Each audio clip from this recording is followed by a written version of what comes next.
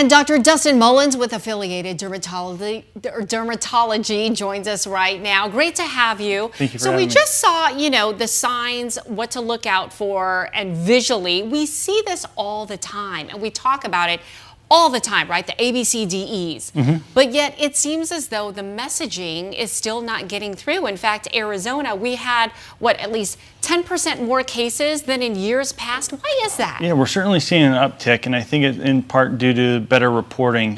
We historically didn't report our melanoma cases accurately to the state, and we're doing a better job at that now.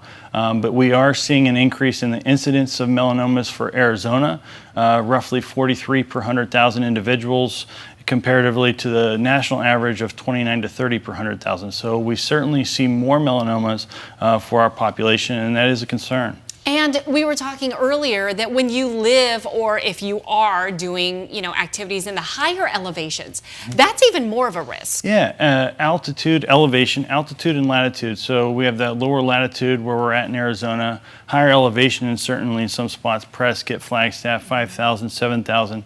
Closer to the sun, the proximity, the distance it is to the Earth's surface is closer, higher intensity.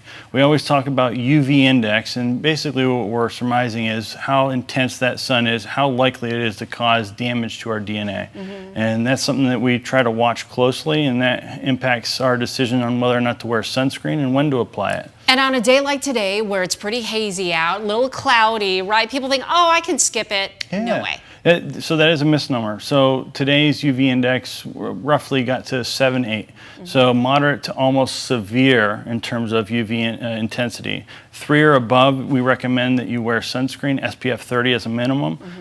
Chemical or mineral-based sunscreen, both are fine. But 30 to 100 generally is what we recommend. But today, even a cloudy day without that direct sunlight that you're able to visibly see, still up to a 7. You mentioned chemical or mineral. You prefer the mineral. Why is that? I do prefer the mineral, just in theory. Mineral sunscreen sits on the skin, physically blocks that sunlight, that UV, from penetrating and damaging the DNA. Chemical sunscreens are safe. Let's get that out there. They are safe. We just want to make sure that we're keeping that in line with the concentration. The SPF between 30 and 125 is what we recommend, but chemical and mineral, both safe. Mineral tends to be a little bit less irritating for those with sensitive skin. I like it for that reason. All right, Dr. Mullins, great advice. Thank you so much on this Melanoma Monday. Thank you for having me.